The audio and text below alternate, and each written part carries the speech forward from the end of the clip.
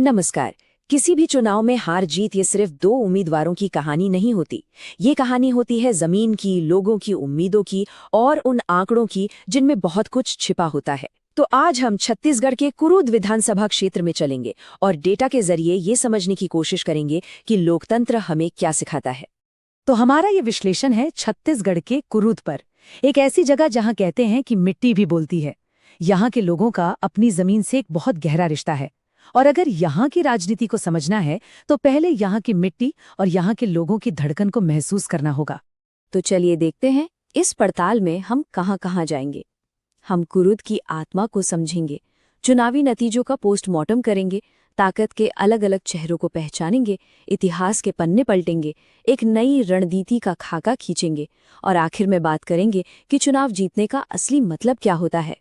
किसी भी जगह की सियासत को समझने का पहला कदम है वहां के लोगों को समझना। तो चलिए सबसे पहले ये जानते हैं कि कुरूद असल में है क्या, वहां कौन लोग रहते हैं और उनकी जिंदगी कैसी है। अब ये आंकड़ा देखिए, ये एक आंकड़ा ही कुरूद की पूरी सियासी कहानी कह देता है। लगभग 92% आबादी, सोचिए, गांव में रहती है। इसका सीधा मतलब है कि कुरूद की राजनीति की जड़ें गांव, खेत और खलिहान में हैं। तो फिर लोगों की सबसे बड़ी चिंताएं क्या हैं? देखिए, यहाँ जिंदगी पूरी तरह से मॉनसून पर टिकी है।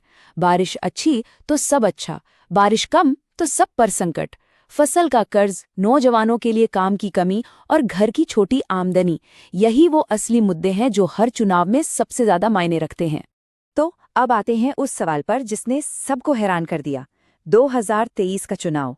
चलिए जरा आंकड़ों की गहराई में उतरते हैं और देखते हैं कि ये मुकाबला कितना नजदीकी था और ये हमें क्या बताता है। सबसे पहले कुरूद का पैमाना समझिए। 2023 में यहाँ कुल मतदाता थे 2,08,888 और ये देखिए, कमाल का आंकड़ा है, 90% से भी ज्यादा का टर्नआउट। इसका सीधा मतलब है कि कुरूद के लोग अपने हक को लेकर बहुत जागरूक हैं, बहुत सक्रिय हैं, वो बदलाव के लिए वोट करते हैं।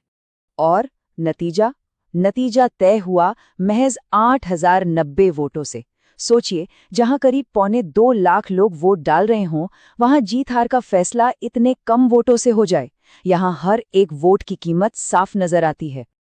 तो ये रहा फाइनल स्कोर। बीजेपी को मिले करीब 50% वोट और कांग्रेस को लगभग 46%। मतलब फर्क सिर्फ 4.28% का था। ये कोई लहर नहीं थी, ये एक कांटे की टक्कर थी। तो सवाल ये उठता है कि सिर्फ 4.28% का ये फासला क्यों बना?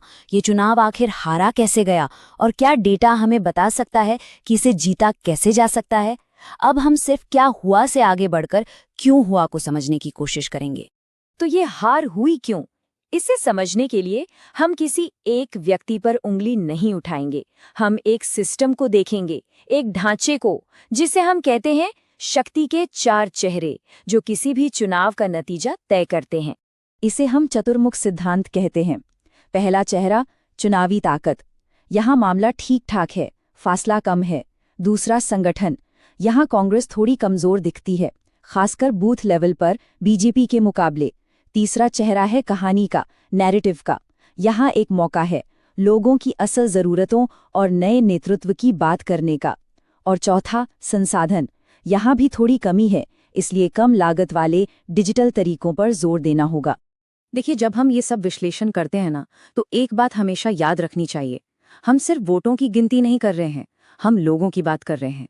लोकतंत्र में हर एक इंसान की गरिमा सबसे ऊपर है और एक स्वस्थ राजनीति की नींव तभी पड़ती है जब बातें जिम्मेदारी और तथ्यों के साथ की जाएं। अब किसी भी जगह को समझने के लिए उसका इतिहास जानना बहुत जरूरी है। तो चलिए जरा कुरूद के पिछले कुछ चुनावों पर नजर डालते हैं ताकि आज की तस्वीर और साफ हो सके। ये आंकड़े देखिए, कितने दिलचस्प हैं। 1993 में कांग्रेस को करीब 59% वोट मिले थे। फिर ये आंकड़ा गिरते गिरते 2018 में सिर्फ 15% पर आ गया और फिर 2023 में एक जबरदस्त वापसी हुई, लगभग 46% पर। इससे साफ है कि कुरूद के वोटर किसी एक पार्टी के बंधुआ नहीं हैं, वो हालात देखकर फैसला करते हैं। और हाँ, 2018 का चुनाव समझना बहुत अहम है। उस साल एक ही परिवार से एक निर्दलीय उम्मीदवार खड़ा हुआ और करीब 35% वोट ले गया। इसने पूरा खेल ही बिगाड़ दिया था। ये दिखाता है कि यहाँ व्यक्तिगत रिश्ते और पारिवारिक समीकरण कितने मायने रखते हैं। ठीक है, तो अब तक हमने समस्या को समझा, अब बात करते हैं समाधान की। एक 90 दिन का ब्लूप्रिंट, वापसी का एक मुमकिन रास्ता। तो हर रणनीति का दिल होता है उम्मीदवार। चलिए एक नजर डालते हैं। ताकत क्या है?